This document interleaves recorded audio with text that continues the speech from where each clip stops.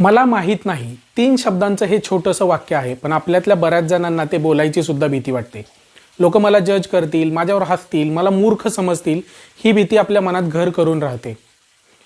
आणि याच भीतीपोटी जगाला आपण हुशार वाटावं म्हणून बळबळच मला कसं सगळ्यातलं सगळं माहिती आहे हे दाखवण्याचा आपण प्रयत्न करत असतो. पण जर मी तुम्हाला सांगितलं की मला माहीत नाही हे 3 शब्दाचं वाक्य तुम्हाला अधिक हुशार किंवा अधिक स्मार्ट बनवायला मदत करणार असेल तर?